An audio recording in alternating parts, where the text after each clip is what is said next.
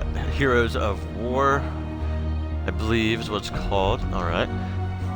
So today we're playing Halo Wars 2. Heroes of War just came out, which means they added in 2 new leaders for us to mess with. Commander Jerome and the Arbiter. I'm going to be taking a look at both of them in this stream. And yeah, we're going to see what new powers we get. And I've already played as both of them a little bit. I've played one multiplayer as the Arbiter and a couple of skirmishes as both, just to kind of get a feel for their powers. I'm not, playing against like a legendary or anything to prove, oh, I'm good at Halo Wars or anything like that.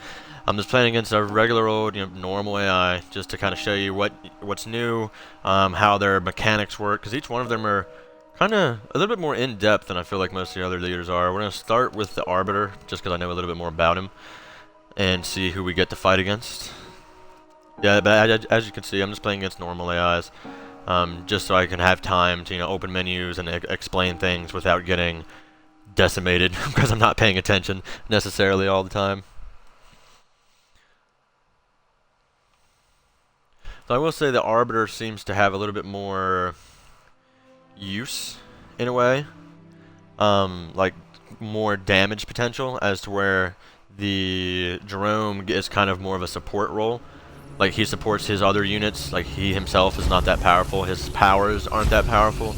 It's actually a lot of the stuff we see before, like turret drop, mines, things like that, except he relies on inspiration. And for now, we're on the Arbiter, so let's see what we got. How would you use us? So just to take a quick look at the powers while we're still in the beginning of the game, we start out with teleport, which is very nice. It's one of my favorite powers in multiplayer. Nothing like teleporting an army of locusts to your enemy's base. He would get a stasis mine, deploys mines that stun and immobilize enemy units. You can upgrade this twice. He actually has a lot of powers that rely on stasis. Like you see your stasis 1 and mass stasis. Stasis is interesting. Basically, these mines and these 2 powers will freeze enemy units and your units as well. And basically, everyone who gets hit can't move. Now that sounds overpowered. That sounds like, oh, because when I saw it, I was excited. I was like, oh, I can freeze my enemy. They won't be able to move, and then I can just decimate them when they can't fight back. That's not what happens. When you go into stasis, your units, the enemy's units, and turrets can also be affected by stasis. You cannot move, you cannot shoot, and you cannot be targeted. So it's more of a utility than an offense. Like, if I'm being attacked and my units are getting destroyed and I want to back up, I can freeze all the enemy units and run. But I can't, freeze them and they're helpless and just wipe them out. For the entire time that they are in stasis, they cannot be harmed, and that goes for anything you put in stasis. So at the same time, I see it being useful, like if you're in multiplayer and our good old friend Atriox is about to drop a eradication on your head, on your army. If you manage to pull off the stasis in time, your army won't be able to fight for a couple seconds, but they'll survive. They won't take any damage. They're completely impervious to damage while in stasis. But that also works the other way. If you stasis the opponent's army, you can run around them and maybe hit their base. I can see it being useful for people who want to rush. If you could manage to get to stasis fairly early in the game, I can see it being very useful for that. Run up to the enemy's base, put their army into stasis, and then walk around their army and hit their base from the back. I can see that being pretty useful. Other than that, basically, even his other powers encourage you to use stasis. Like this one, Power Surge. The cooldown and cost of all leader powers is reduced. You can upgrade this 3 times. And at the 3rd upgrade, I don't know the exact math behind it, but it feels like it cuts the cooldowns nearly in half on your stasis-based powers. All of them technically, but the ones they really want you to use are stasis. And his ultimate, his top power, the last one most people will get, is mass cloaking. We've seen that before on other leaders. Pretty useful. We get Conduit of Rage. Whenever a leader power is used, nearby units and structures heal and gain a brief boost to speed and damage. Consecutive leader powers extend the buff.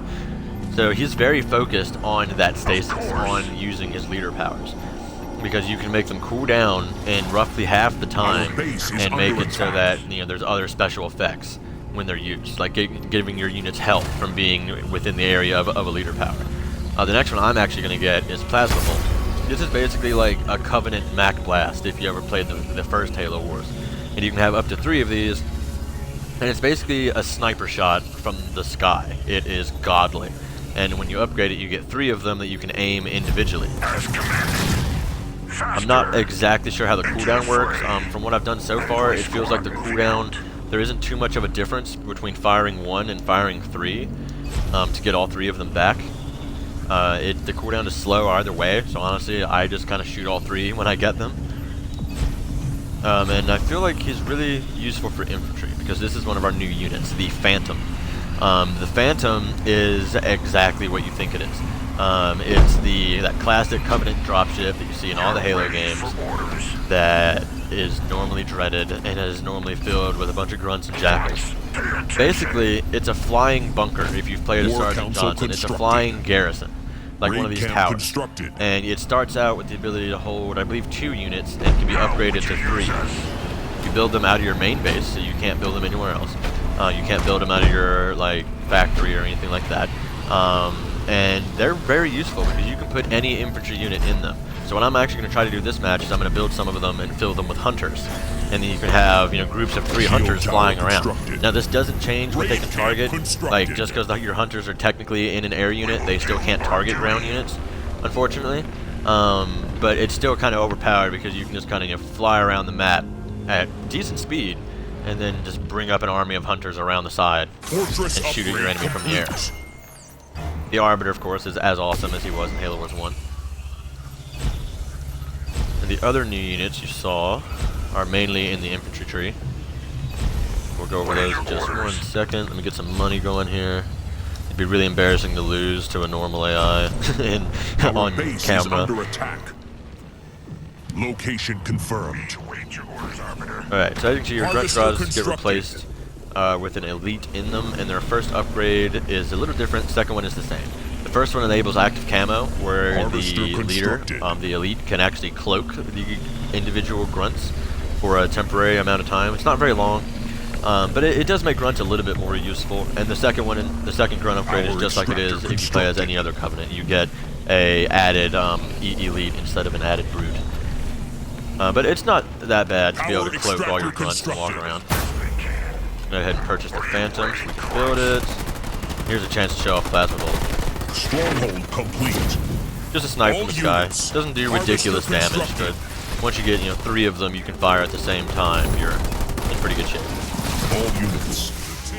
See if we can show off the Arbiter's Rage mode over here.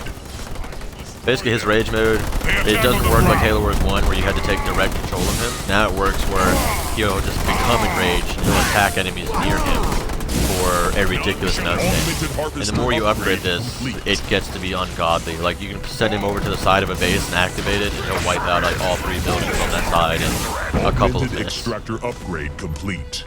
Almost as fast as your entire army could do it normally. For now, we're going to build a couple of Phantoms. Our foes attack with vehicles. Where? Get everything upgraded, keep our economy going. Throw in some more for our Arbiter. So activating special ability triggers Conduit of Rage, reduces the cooldown and increases damage and health. Basically all 3 of his upgrades are pretty similar. Make it so Rage is better, Rage can be triggered more often, and Rage does more damage. Complete. This is the gist of Augmented it. Harvester upgrade complete. Phantom reporting. Augmented Extractor upgrade complete. Now, here you can see you can increase the capacity of your Phantoms from 2 infantry squads to 3. I highly recommend it because the Phantoms, they are good looking in my opinion. They are decently speedy. They're about Banshee speed. And unfortunately they don't do, even though they have that big intimidating looking turret in the front, they don't do really any damage by themselves. It's like one grunt shooting. It's just like a constant pew, pew, pew. That doesn't really hit for much. Our base is under attack. But that's okay, Infantry. because we can put hunters in them and then make them the gods they were supposed to be. Which is exactly what I'm going to do. Let's get our hunter's beam cannon, get a couple of them built. And this is our other new unit as the Arbiter, the Elite Enforcers. They're your basically Covenant version of a Cyclops. It's a squad of just elites that you can run around the map and they do an insane amount of damage to buildings. It is ridiculous. Especially when you upgrade them, it adds a squad leader armed with a plasma caster. I haven't noticed too much of a damage difference, except those little plasma bolts tend to track a little bit. I'm not sure if that's intentional or not. Cannon researched. I still need to do a little bit more testing to figure that out. Can Arbiter attack area units? Good time to find out. I am up I'm not against actually an enemy sure. vehicle. He totally can. That is awesome. Leader power ready. That's very good to know. Arbiter can destroy area units. The enemy's It's pretty much infantry as is simple as targeting me. pick whatever infantry you want, just click X. So these can act as transports. I mean, you can unload infantry from them. They'll just teleport out towards the ground. So if you really want to, you can use them as a transport for your slower infantry, like hunters. And we'll get a couple of these guys out too, just to show you. The enemy hero So is there, down. I want to cloak that. And might as well get more money. When in doubt, always build more money. I keep hesitating because in the update they also changed the scroll speed. This is The the enemy hide default behind scroll their speed now. vehicles. It's a lot more responsive, but it's way faster than it was. And now if you hold down the Our left bumper to extractor do the constructed. boosted speed, it is insane. You can cross the map in no time. And you can also change the scroll speed in settings now, so you actually have more control over it. Another interesting thing to note about these Phantoms Cloaking is that tower constructed. Phantoms, as you can see, they don't have a ton of Turret health. complete. They have an okay amount, but Harvester it'll constructed. go down, you know, obviously quicker than you expect if you ever come across an anti-air unit. But what makes it okay if that happens is that even when their health, like even when the Phantom dies, the units that are in it do not. The units that are in it get teleported to the ground with full health, which, in my opinion, is a little bit overpowered because I can send in an army of hunters to your base, Our foes and then you attack have with to vehicles. be lucky and have anti-air to take them out quickly. Arbiter's champion researched. And even if you do, the hunters are just going to drop I am being to the troubled by ground, an enemy and then you're vehicle. just going to have the same problem. Scorch mortar Just a chance to show off researched. stasis. I can freeze them, and then my Arbiter won't attack them. He I can't. go. I am on my way. Oh, actually, yeah, he's stasis as well. Yeah, everyone in here gets stasis. No damage. The enemy Click on hide him. You behind can't their actually target vehicles. anybody. You Is can't under do any attack. damage to anybody. Affirmative. Shield tower constructed. At least this will damage some units, isn't it? Not as much as I'd like. Then again, it is a level 1 still. Vehicle level 1 researched. So I'm thinking about just throwing in some wraiths for good measure. Just to make sure that I don't get Leader point destroyed when I go to earned. push. Logistics level 1 I researched. don't think I'm going to bother getting this because we all know what active camo does. Everyone's played Halo. And we all know what it does. Makes you invisible. What is your will? Go ahead and put some of the enforcers in here as What well. I see our foes. It is a little buggy sometimes with how you can select, like, to put units in. You have to be, like, right on the center of the craft to make it count. Here's a good opportunity to show, as I was saying, putting units in transports does not let them be able to attack what they normally can't. So as you can see there, the only unit attacking were my elites. My hunters couldn't do anything because they can't attack air units. Which, you know, that's normal. We're all used to that. Hunters can't kill air units. I'm gonna go ahead and get this so we can get access to our plasma bolt more often. Wraith reporting. Go ahead and throw some points into upgrading infantry. Arbiter's not fully upgraded. Reinforcements first. I and am then under advances. artillery fire. Let's come out All first. units. But see there, now you can see the rain of thunder Considering fire. a lesson from your betters. Moving out. The Arbiter in rage mode, just let him do his thing. As you can see, he almost one-shots Nightingales. It is ridiculous. And this little shield on him is his last upgrade, and it's whenever he gets attacked by any source, roughly 20% of the damage that he is done to the Arbiter gets reflected back at the attacker. And that's just a passive, like that's not only during rage mode, right? That's all the time. And when stuff hits his shield, as long as he has a shield, it is 20% of damage back at the attacker. In my opinion, that's very useful because that means even if you're trying to focus him down and kill him, all of your units. With this, we're gonna go ahead and push. Getting I into mean, it is just a normal AI, so honestly, there's a good chance that we're gonna win here because normal AI, they don't build too much. So now that I've said that, they'll probably destroy me. So we'll see what happens. Yeah, that vulture's not gonna be fun. Another to add to my Augmented extractor upgrade complete.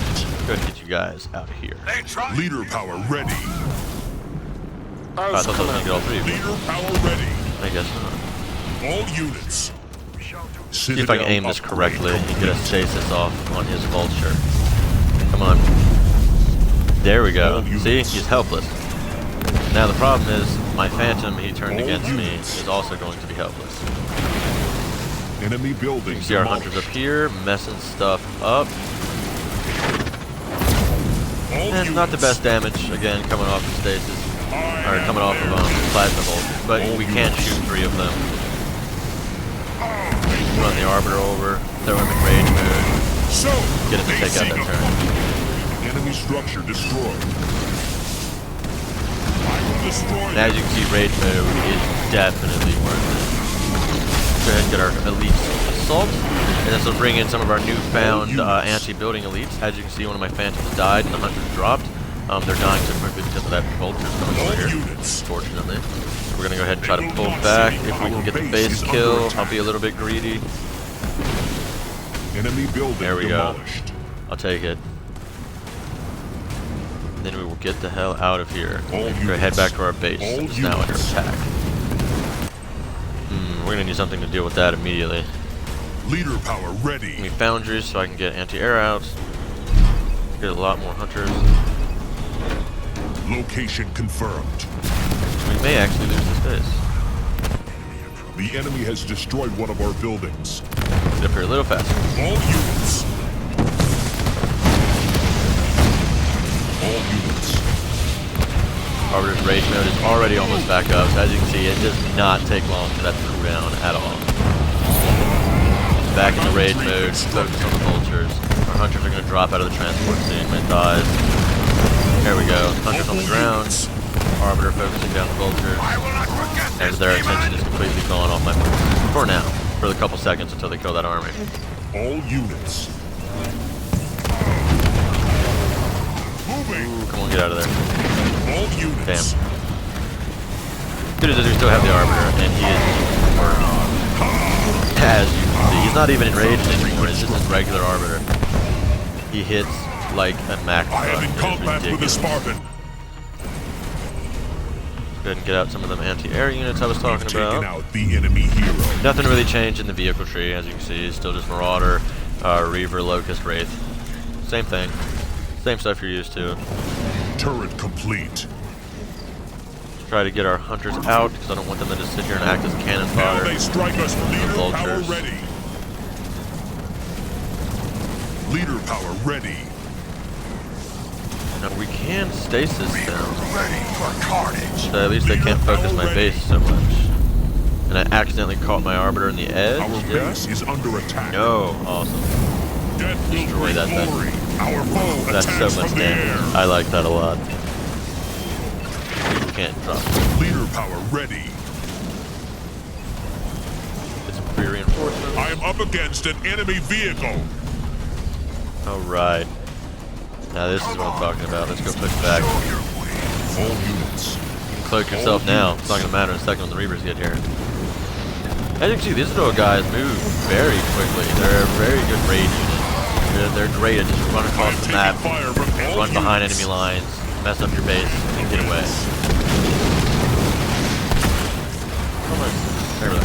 Yeah, my Reavers taking a while to get here. Another adversary death. They attack from the air. There we go.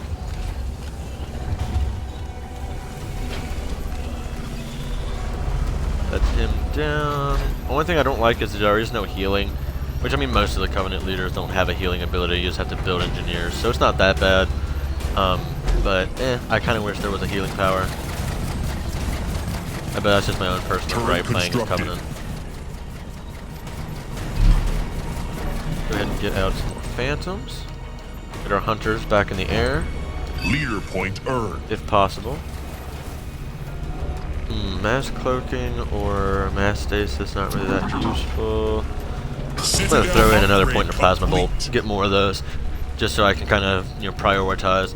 I tend to use them more as a snipe, just because the area of effect on the attack is really small.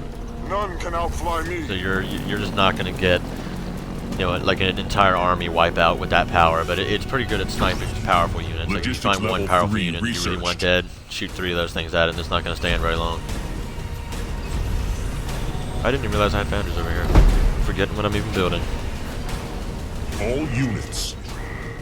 Now, I really like these Phantoms, because even if they don't have that much health, even if they're basically like papier-mâché troop transports, I like it for the sheer fact that my units that are garrisoned in it do not take damage while inside of it. So even if they get destroyed in the first 10 seconds of the battle, All units. if they do, I mean, again, they might not, they might last the whole game, but if they get destroyed in the first 10 seconds of the battle, where the heaviest fire is being exchanged, that's the first 10 seconds of the fight where my hunters inside were not taking damage. Harvester They were just purely attacking, not getting hurt.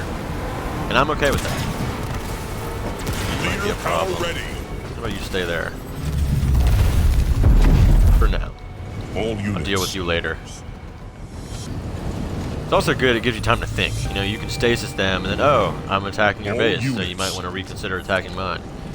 Because yours is going to die faster. And then you can just watch the hunters rain down hell from the air. It's a very good feeling. All units. So we'll save that, base is going to die anyway. Enemy structure destroyed. See what's going on at the home front. Nothing too serious. Debating if I want to use it. Just, I haven't quite got the firing timing on it down yet to hit moving targets. All units. Here, we'll go ahead and drop it on this base. See what kind of damage we can get to buildings that aren't under attack by my units. Aim for this back supply pad. Weighing both of them there. About half health. So with 3 of them, you can take out a building. Maybe. Like I said, they're mainly more of a snipe. They don't do amazing, like, oh my god, Mac Blast damage in the first game, but you focus all 3 of them on a single target, it's most likely going to die.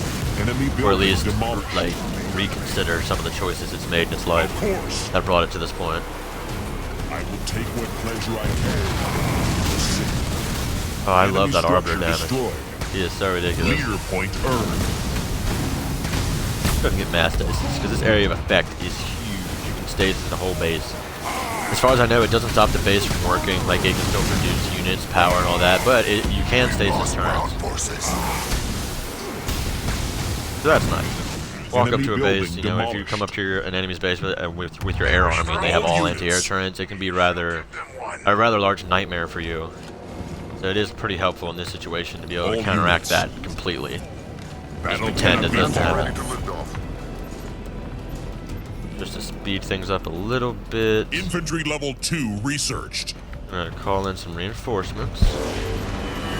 Teleport in everyone else. And then just have these guys fly over because they can do enemy that. base is under attack. All units.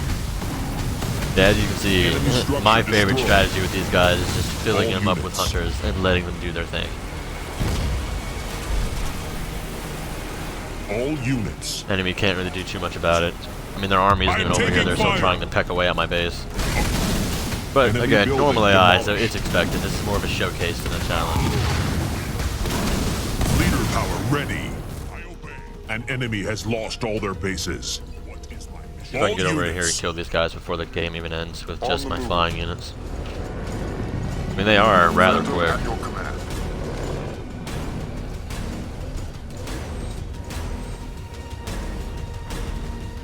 Engines engaged. Any minute now, we'll get to victory. Moving to See if we position. can take out the Spartan before we do. I'll snipe him. They have set one of their demon soldiers on me. I obey. I missed the stasis. Okay, that's nice. That makes me happy to know that if your vehicle does get jacked, they don't get to keep the units inside of it. So it will kick out your units if your vehicle gets jacked by a Spartan. Leader power ready. Assuming they didn't build another base, they should just sit in that stasis until the game's almost over. I'm in an aerial battle. There we go. So that was the Arbiter. As you can see, a really heavy reliance on stasis, which is kind of disappointing at first, but I feel like we're definitely going to see some creative uses of that in multiplayer. People freezing your units as you attack, so they can counterattack. You know, putting their own units into stasis to survive heavy damage and maybe even like eradication and things like that. So it's definitely a utility, but it could still be very, very, very well used.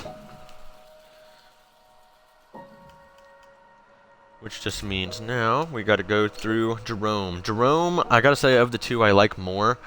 He relies a lot on a new mechanic that's added with him called Inspiration. And it basically makes it so a lot of his leader powers, and he himself as a leader, forms a circle around him automatically that inspires units.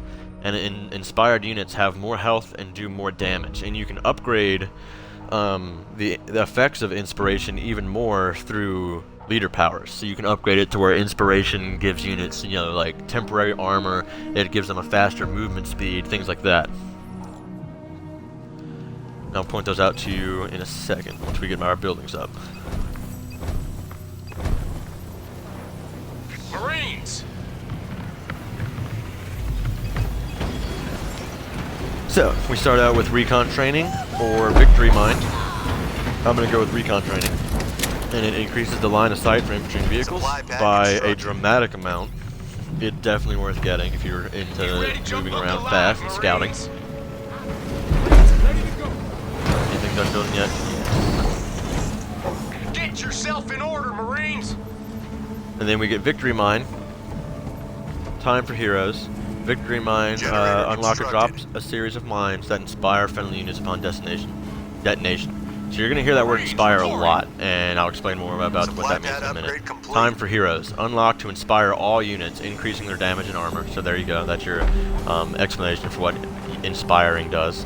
And give a bonus to speed. Takes effect when you're at 40 population or less. If you upgrade this twice, it takes effect at higher populations. I believe it's 80.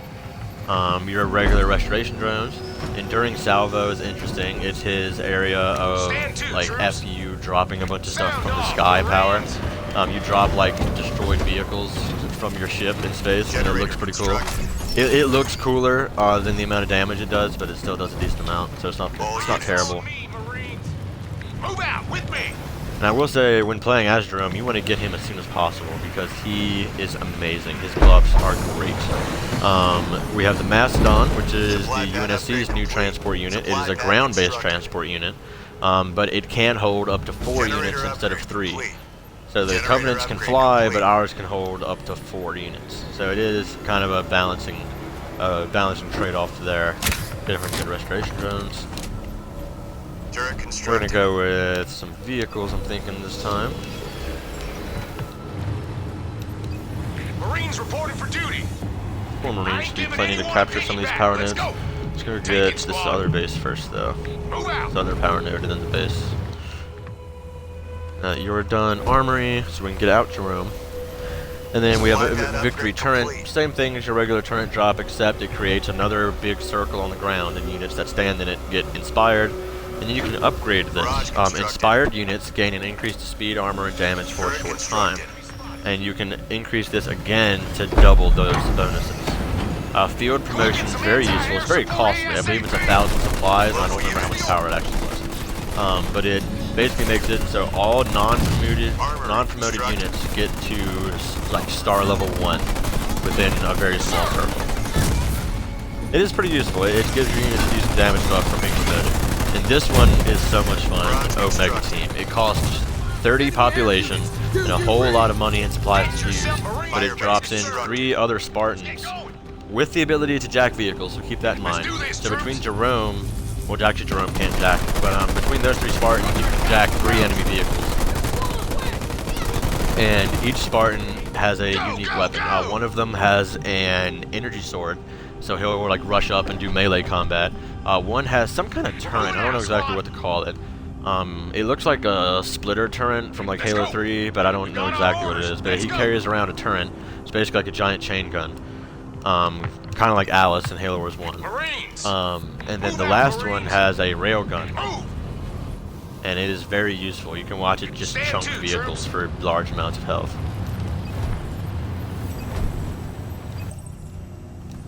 Let's go ahead and get out Jerome. Then we'll go ahead and get his first upgrade. as soon as he's done building.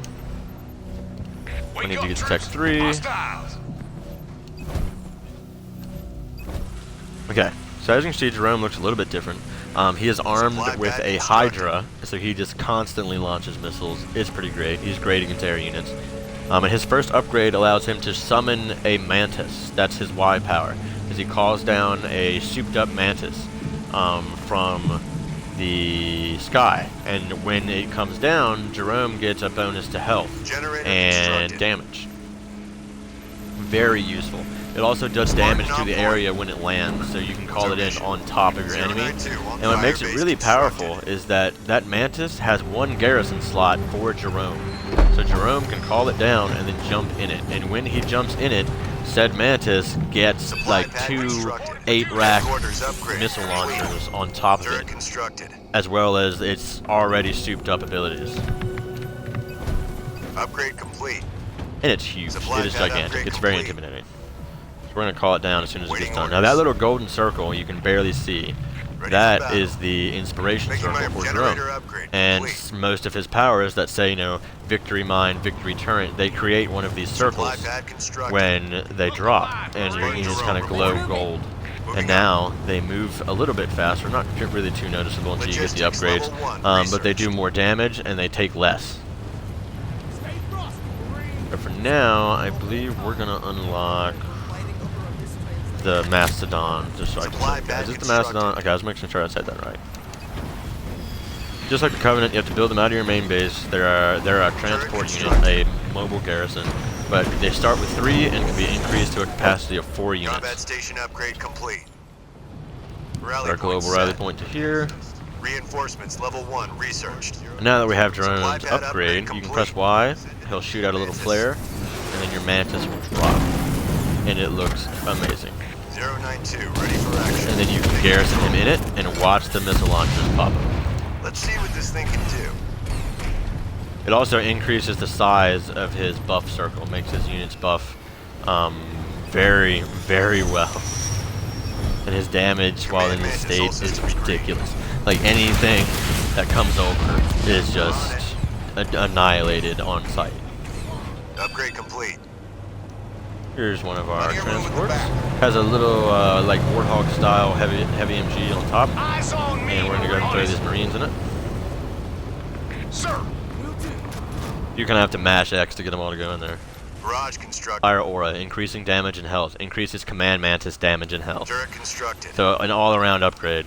Jerome really does focus on using that Command Mantis.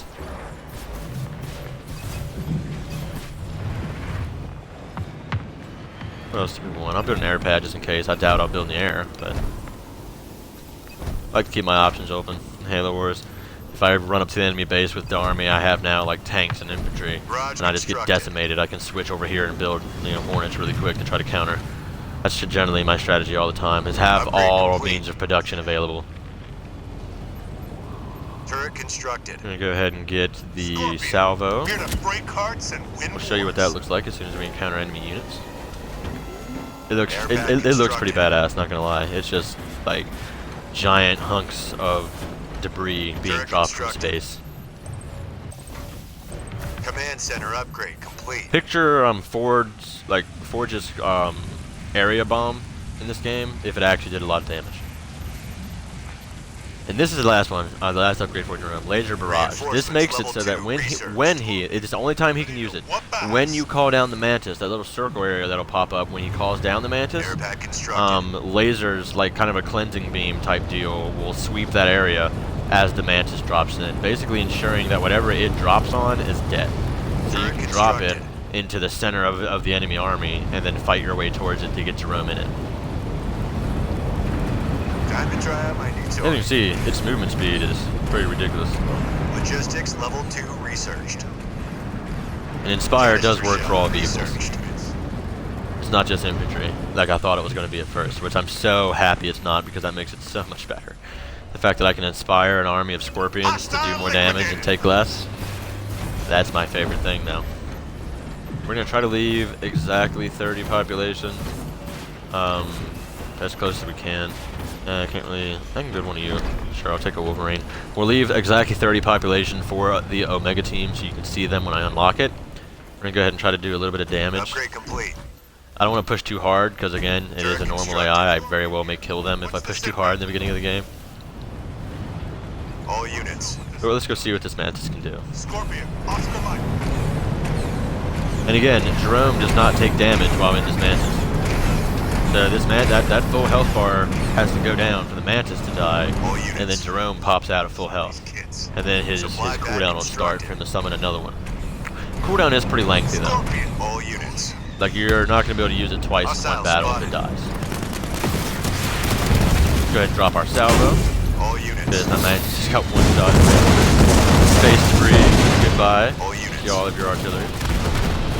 Very useful power. As you can see, the Mantis has fallen. He starts at a different portion of the cooldown being already done, depending on how long he is the Mantis. I think the most it'll do is at 1/4 of the cooldown while he's still in the vehicle. Going in. All units. Try to get that taken out. There we go. And as you can see, that Hydra launcher he has is hell for air units. It's like having like one free Wolverine in your army. All units. Gonna go ahead and call down the Mantis. Requesting command Right Mantis. here. All units. Throw Jerome back into his Mantis. Get those missile launchers back out and just decimate. And here's our Omega team. And they will also inspire us to each get their own inspiration circle. All units. So as you can see, our whole army is inspired. We got one with an energy sword, one with a grenade launcher turret of some sort, and the other with a railgun. All units. Scorpion here. Plus it gets a 3-tiered restoration drone, which is nice. Not all leaders get that. Yeah, your army will just glow golden with all these Spartans in it, just looking intimidating. One less hostile to bother us, over. Basically, at this point, when you have the entire army, Under attack from ground troops, like over. just with this amazing buff, you're nearly unstoppable. Unless you run into the exact counter of your units, you're going to do a lot of damage. As you can see, I didn't use field promotion, unfortunately. I'm going to try to wait a little bit to get this upgraded. It is ridiculous when you get it upgraded. Because again, almost all of these that have this little star icon above them cause inspiration in the area in which they land. All units. Or the area in which they're triggered. Got you. So his entire set of leader powers revolves around inspiring his units to do more damage, as well as having some decent damaging unit powers, like some leader powers. Confirms visual on hostiles. Over. I mean, look at the damage from the Mantis. I'm taking fire from the That air. Mantis is ridiculous. It's like the only anti-air unit you need. Hostile target. All units. Omega team under enemy assault. It is insane how much it does. I love it. And again, that huge damage, all those Hydra missiles coming out are only when you have Jerome in the Mantis. Because I mean, if you want, you are more than welcome to summon the Mantis and then just treat it as another unit and keep Jerome off to the side. All units. Yeah, those big golden circles of inspiration are amazing. I do not believe it stacks. Like these two are overlapping circles. It doesn't mean that this Scorpion gets it doesn't stack on top of the same unit, but it's a pretty wide range, and you can inspire your whole army if you just move them all as a giant clump. I don't know where you're going. Get over here. All units. Copy that. Just go ahead and drop a salvo on this base and take them out. Final enemy. See how much damage we can get to the base. All units. Not bad.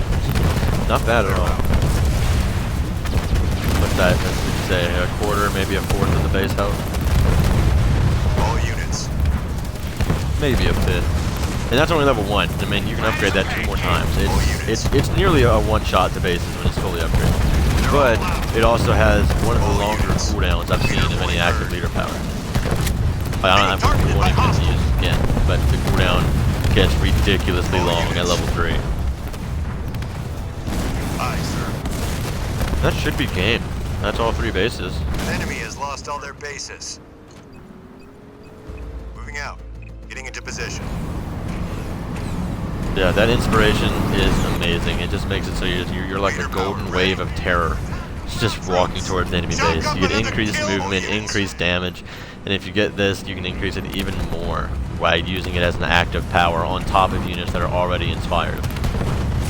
So that does stack. If you use this active power, you can stack it on top of this and give them twice the damage, twice the health, twice the movement. All units. Acknowledged.